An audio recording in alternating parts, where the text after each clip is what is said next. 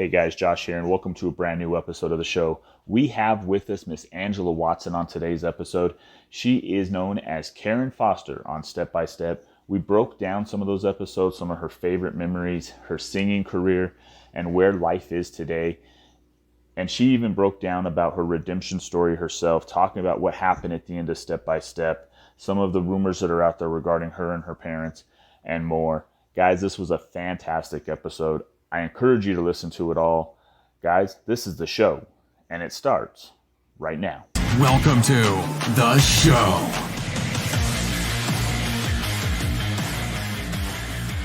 All right, ladies and gentlemen, welcome to the show. We have with us Miss Angela Watson. How are you today, ma'am? I'm great. How are you doing? I'm doing good. Thank you for taking the time to join the show. Truly appreciate you being here. If for those listening that don't know, you were Karen Foster on Step by Step. That's right. Let's jump right in and talk about it. How was that process? How was being that character and just that role? Yes, it was very, very fun. I am originally from Illinois. My parents were farmers and they retired and moved to Florida to get away from the snow when I was about 10. And down in Florida, my mother started me in, pageants, and I love tap dancing and I love singing. And so it came naturally to me. And then a manager from California heard about me winning all these contests and Model of the Year in Dallas, Texas. And he said, oh, you should come out to California. Like, he was scouting the country. He actually scouted Elijah Wood, Jonathan Taylor Thomas. So it was pretty cool. And so when I went out there, that was about 1989. And he already had a setup with an agent. I got a couple of national commercials. There was another show called Davis Rules on ABC with Jonathan Winters and Randy Quaid. That was actually my first series. And then the executives at ABC knew this pilot was coming up for Step by Step, and they needed a daughter. So that's how they pretty much got me off of that show and put me into Step by Step. And I was only out there maybe less than a year or so, and it was just really like a divine thing that, I got the show and that it was successful, because so many kids do a lot of pilots, or a lot of actors do a lot of pilots that never see the light of day. Like Brandon Call, who played JT on the show, I think he did like 13 pilots that never were picked up. And so for me to, get Step by Step and that to be picked up and then be on for 7 years was really awesome. And it was so much fun. I started when I was 14 all the way to 21. So I pretty much grew up on the show on television. So you guys can watch Hulu and see me grow up all over again. And we had so much fun, and like 6 kids and all the guest stars that would come in and out of the show. And the writers loved to kind of spotlight our talents. And so they would write, fun episodes for us to do. And Patrick Duffy and Suzanne Summers are some of the sweetest people, most loving, nice, cool actor people in the world. So it was really lucky situation. I have to say, I think you kind of undersold your pageant experience. Reading through your bio, 200 trophies, 60 crowns, in all these beauty times, you definitely owned it.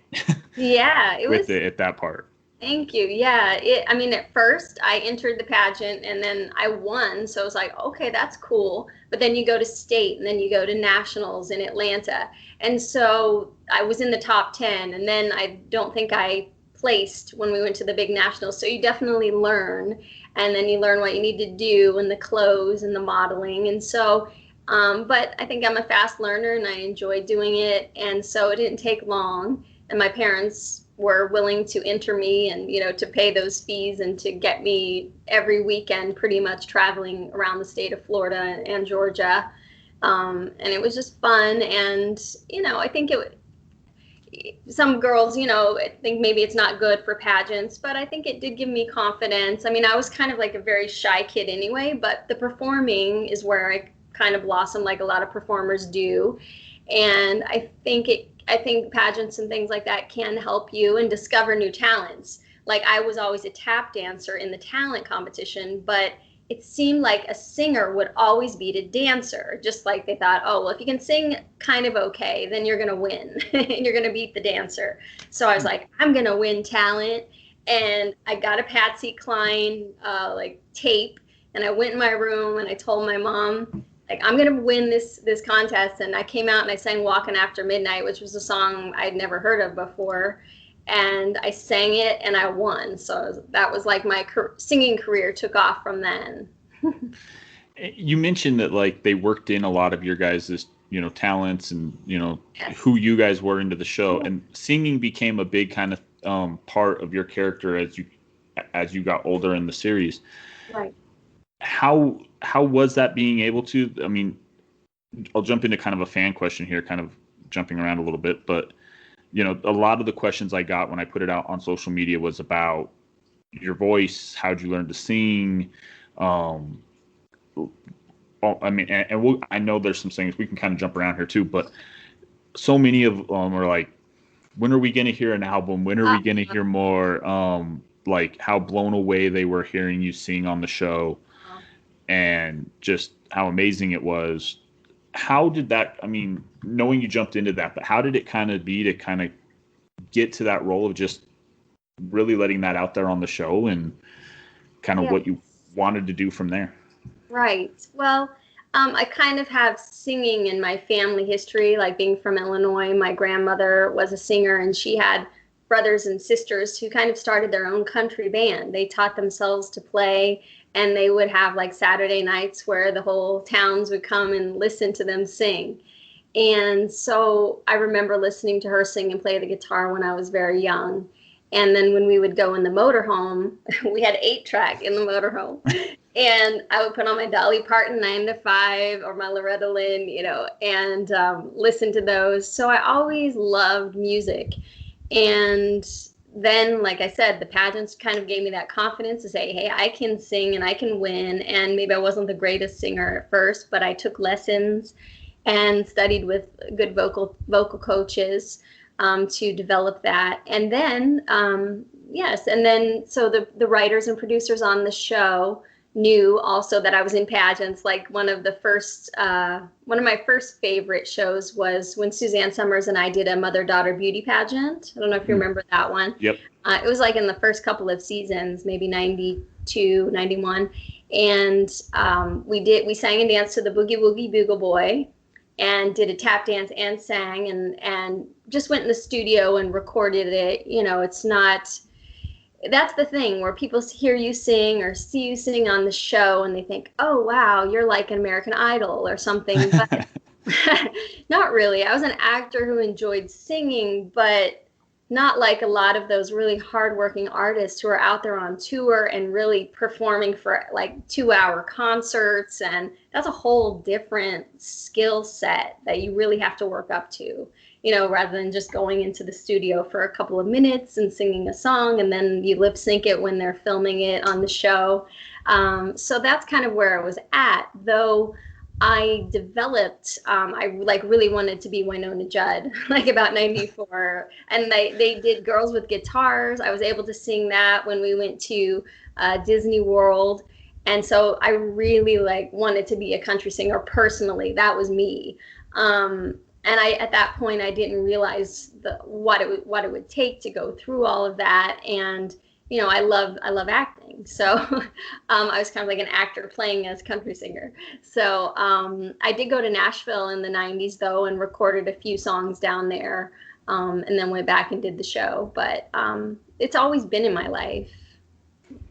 How, kind of talking, putting back on Step by Step, I had Jason Marsden on the show last week, and he told about kind of just how welcoming when he joined the cast and came in, and just it was part of the family. He felt like right away, and how welcoming you guys were.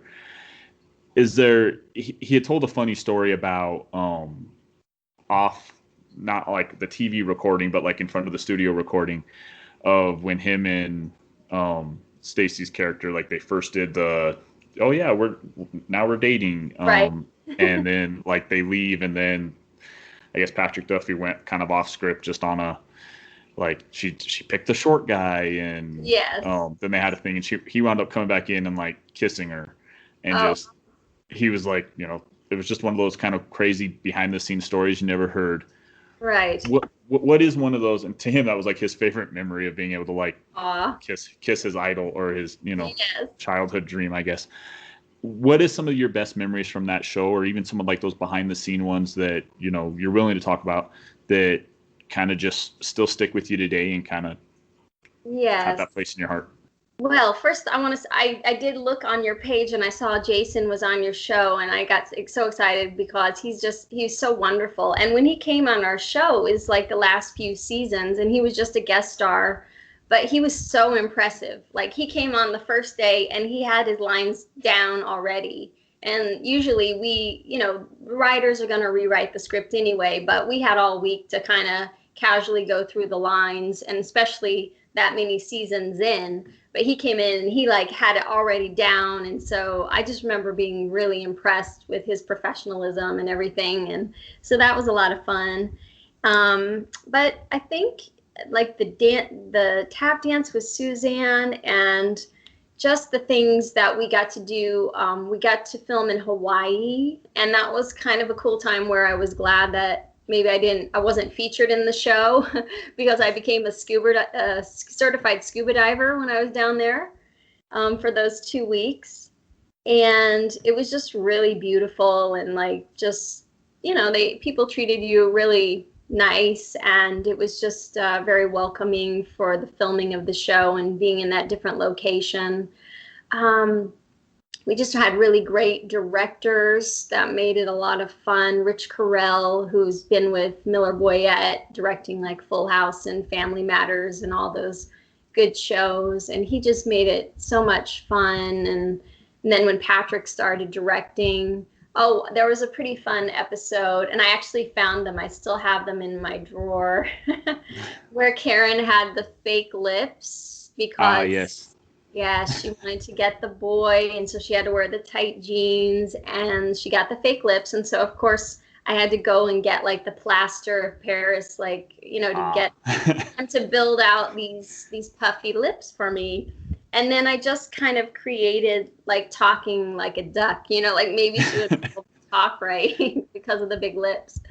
And so that was fun. And I think that's, in that funny way, and especially making fun of Karen, who was so, everything had to be perfect and, beautiful, and, she was going to be devastated by it. And it was so much on the outside that she was focused on. And I think a lot of girls get caught up, and certainly I did too.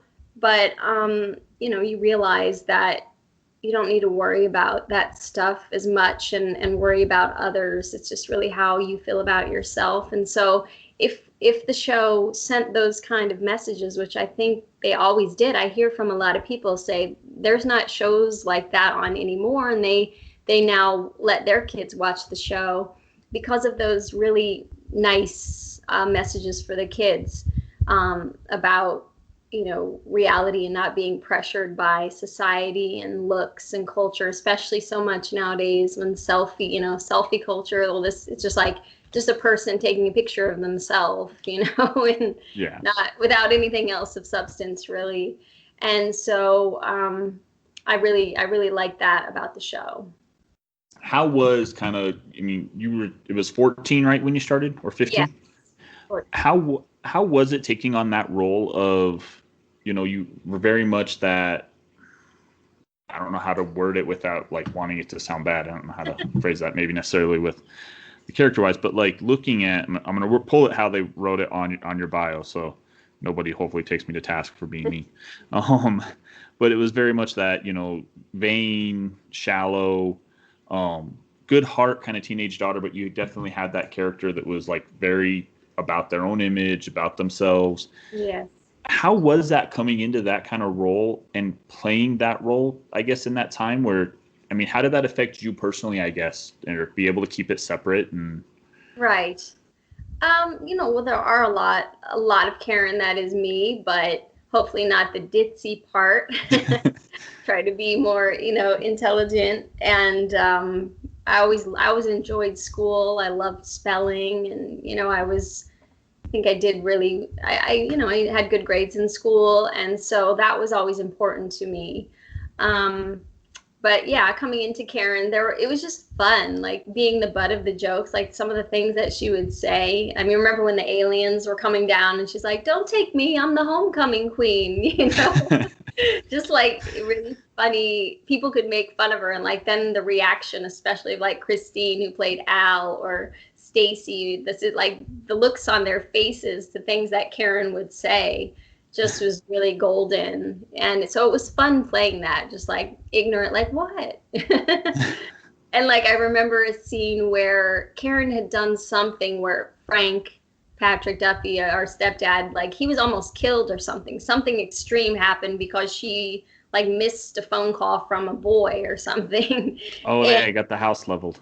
Yeah, something like that. And so she was punished, and she couldn't be on the phone, so she just kind of sat there looking at the phone and not being on it. And it was really more about that than he almost died, but this is much more devastating. So, it's just funny because we can get caught up in those silliness of our own drama and everything, and just really focusing back on what's real in the relationship. And so she was certainly fun to play. What is one question that always gets asked, and I think even like with Jason's, it was like 5 different questions for it, because it seems like everybody kind of believes that, like, well, if you were on a show together for that long, you're all still best friends, you live on the same block, like you all see each other. So like, the question that always gets asked is like, who do you keep in touch with? Do you still keep in touch with any of the cast? And that is, so we'll put that question out there. There's 5 different fan questions that probably have that one on there. So yes. Well, I think my story is kind of a little bit more unique than most. It is true that after a show, everyone kind of goes their own way and has their own life or moves on to this or that. Of course, we have friendships. Like Christine she and I were like pretty much inseparable, and of course very close with Stacy, and we just had a lot of fun. And when we went to Hawaii, we the 3 girls and our teacher who was on the set, we actually hiked in the Haleakala crater on Maui, and like we hired these camper guys who had our tent set up at night and was cooking us our ahi tuna and everything. So, and that was like just us wanting to do that. And so we really enjoyed doing things together and had a good time. So for me, at the end of the show, actually the last year of the show, and there's a lot of information online that of course is not really accurate, which I'm trying to adjust right now. But I was involved with a producer who unfortunately kind of brainwashed me. And one day I might, who knows, I might write a book. I certainly have quite a testimony about my story, about where I've been and what I've been doing. But for 20 years, he kind of, and it was towards the end of the show, he started turning me against my cast members as well as my own family. And yes, it is true. If you read online that I sued my parents, I did. But now I see it's certainly something I wouldn't have done on my own. And the accusations against them were inaccurate and blown out apart. But it was really this person's way of controlling me and just separating me from everyone who I loved. So I was basically estranged from my own family for 20 years, from my castmates for 20 years, and they didn't know like what happened. They tried to reach out.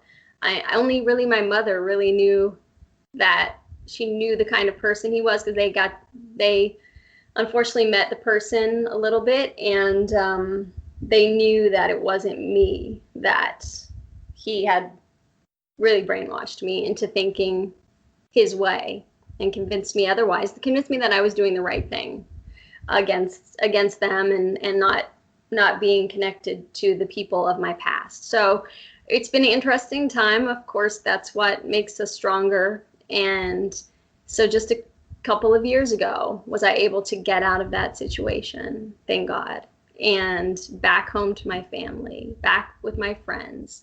It was great seeing Christine and also Stacy. We had a lunch in Los Angeles. Stacy's actually a prosecutor now. I noticed that when I was researching kind of where everyone was, and Yeah. to see that it very much fit her character, Yes. but very like, such a huge change to see out of someone that, going from Hollywood, I guess, to Yeah. go be a DA. Absolutely. Even though I at times feel like I could be an attorney, and I've actually done work for attorneys since through everything that I've gone through. And yeah, so it was so great connecting with them. And unfortunately, I missed Patrick when he was at, he has a bar that's right next to his son's theater company called Sacred Fools Theater. And I went over there to meet up with him, but he had to leave early, so I didn't get to see him again. But it's just really great to be back and kind of have myself back again. It's yeah, it's quite an interesting story. What the things that people go through, which you hear about all the time nowadays. And like I said, one day I might, really tell all the details of my story. But just know there's a lot of stuff online, like about my parents, that are not accurate. With that, you mentioned being able to kind of get back together with that. And that was one of the things, there was a fan question on that with Christine about that kind of separation in that last season and kind of be separated out. Obviously, knowing that you guys have got back together, been able to seeing that you're going to be on her podcast now too. How was it being able to, I guess, truly moving on from that 20 years and being able to, I guess, get back to being yourself and get back to being with them and kind of tying that all, coming back together, I guess. Yes. In a weird way, it's as if a day never passed. It's as if we never missed one day. It's kind of strange to describe that way, but the love, the forgiveness, all the, tears, everything that we had gone through, it's just like it was all erased. Like that's the way it's supposed to be, when something comes in the way of your family, of your bond.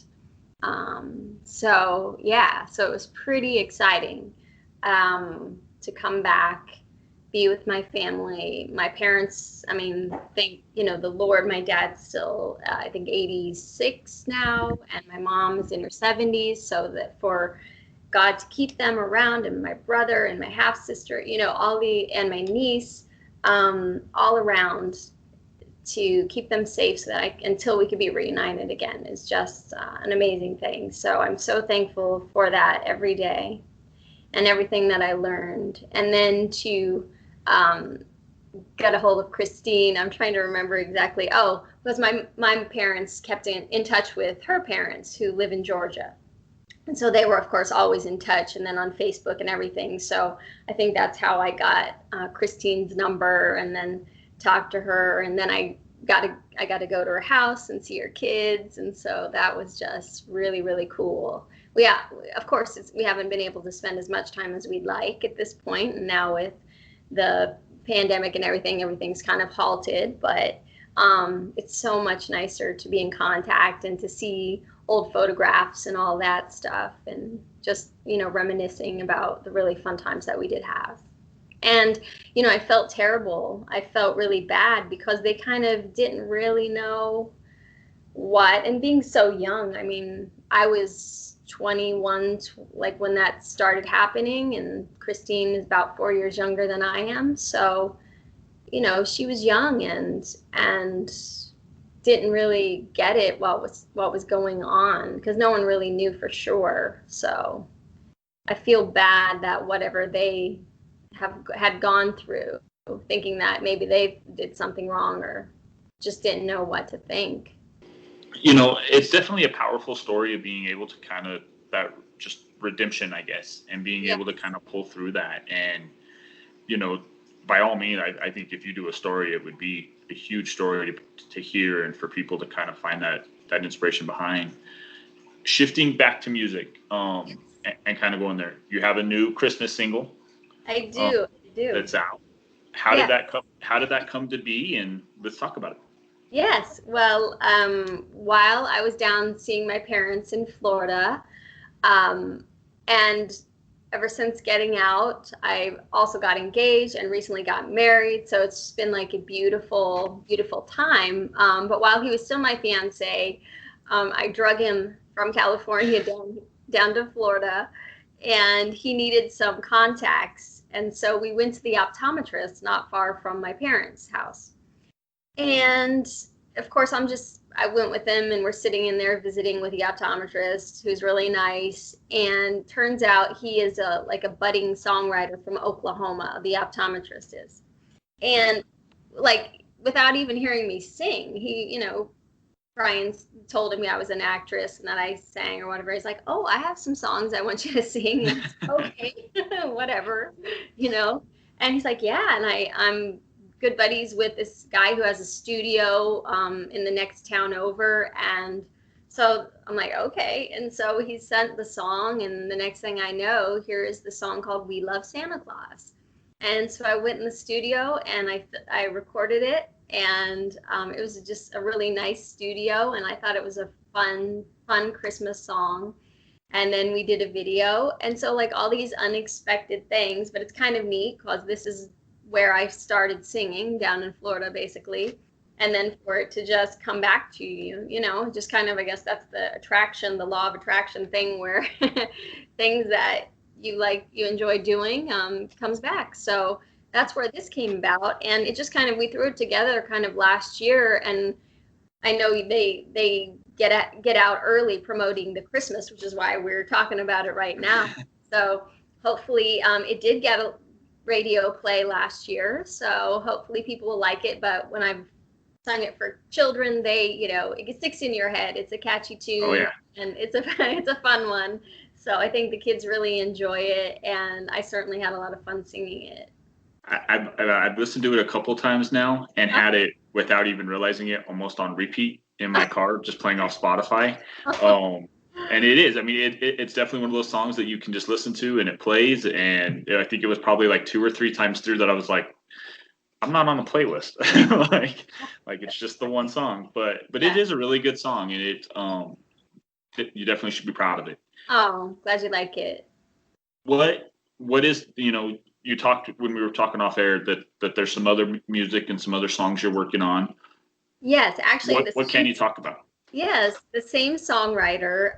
He also has written some other kind of more country songs, or I guess almost easy listening.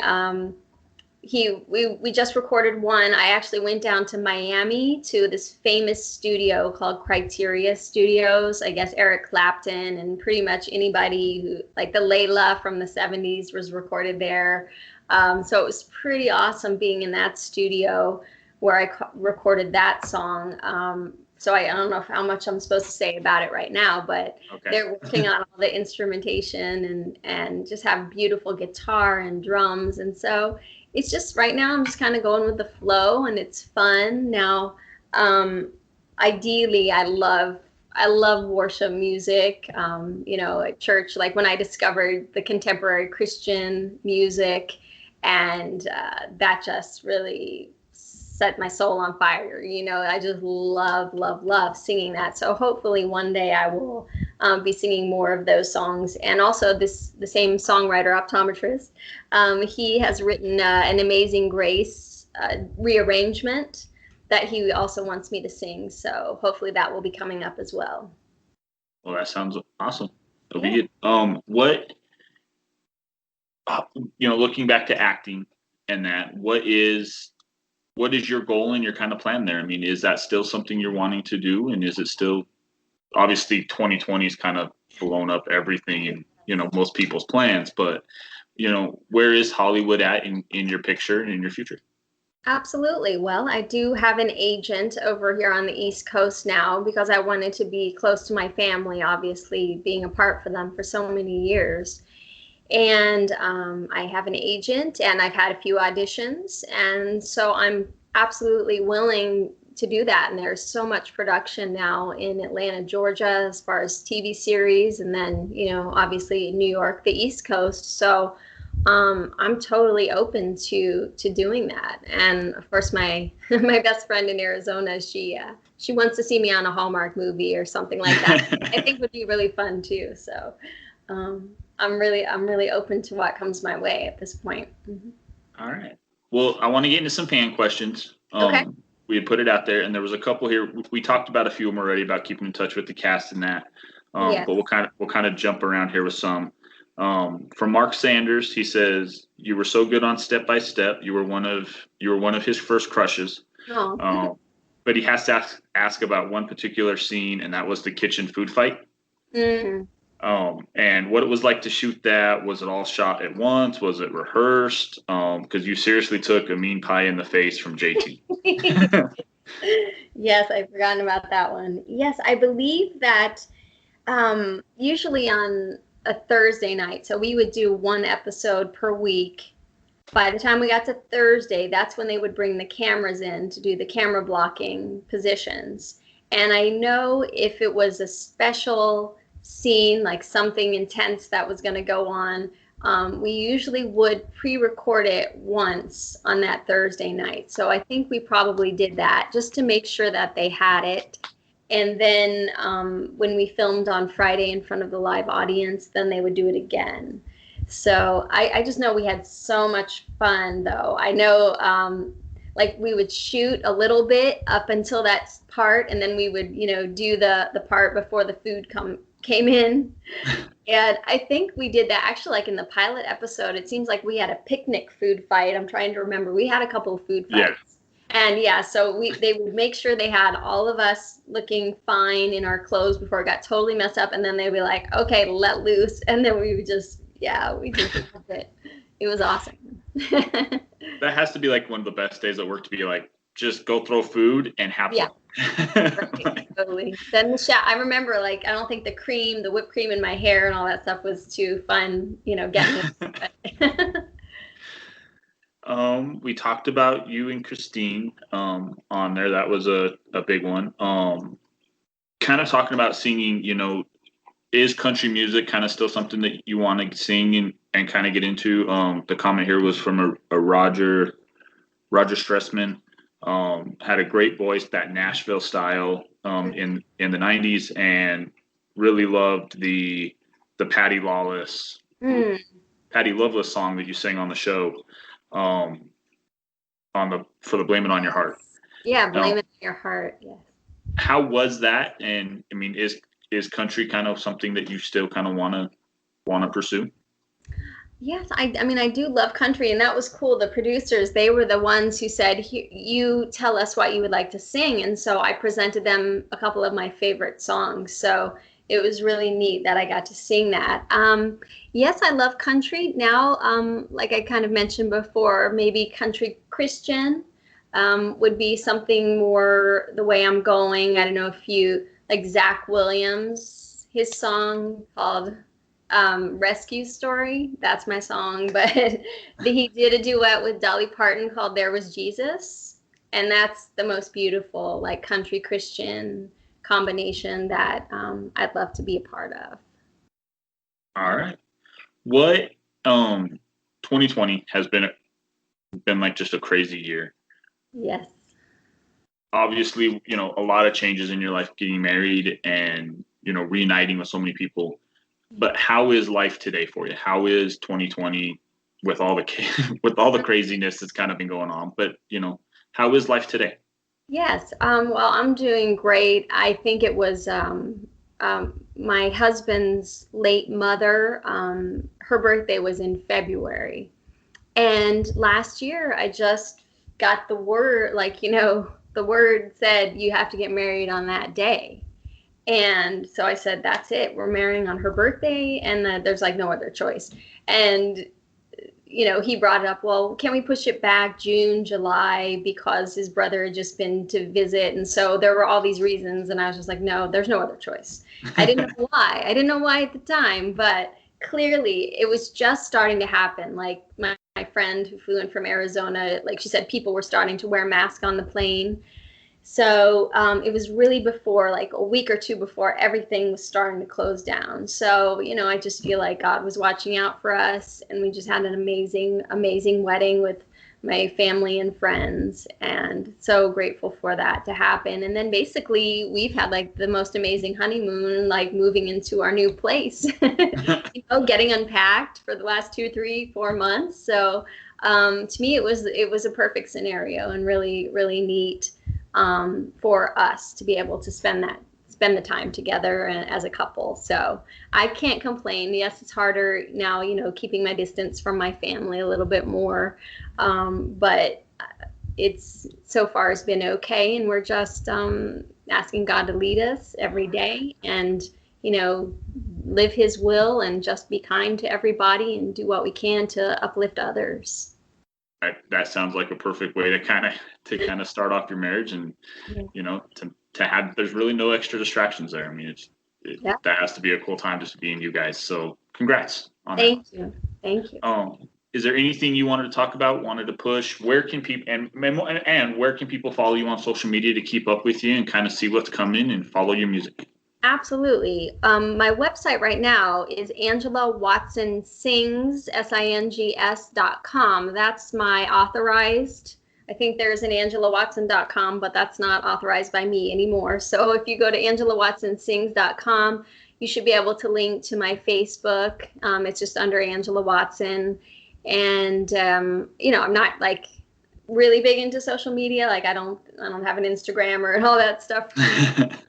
So I have a really awesome PR lady in Nashville, Jill at Nashville Entertainment. So she's been so amazing, putting all of my podcast interview notices up on my site. And so if you go there, you can see what I'll be up to and listen to the various interviews like yours, Josh, when it's up and running. So that's the scoop. All right. Well, thank you for taking the time to be on the show. I truly appreciate it. Welcome. And mostly, I'm glad that you're out of where you were, and you're in a much better place now. So absolutely. Congrats on that. And hopefully we continue to hear from you. We keep seeing you in Hollywood, and, be able to keep hearing your music, and, to continue to see Angela Watson back on the stage. Well, thank you for what you're doing and having me on, and for all the fans who grew up watching the show and just continue to support us. We really appreciate that. So thank you very much for your time, and thank you for joining the show. Thanks, Josh. You have a good day. Thanks so much for listening to this episode of The Show with Hollywood JDT and Stuntman Kirk. Want to stay in the know on all things sports, wrestling, movies, and TV? Follow the show on social media at The Show Podcast. If you like today's episode, please leave a review and subscribe, and we'll catch you next time on The Show.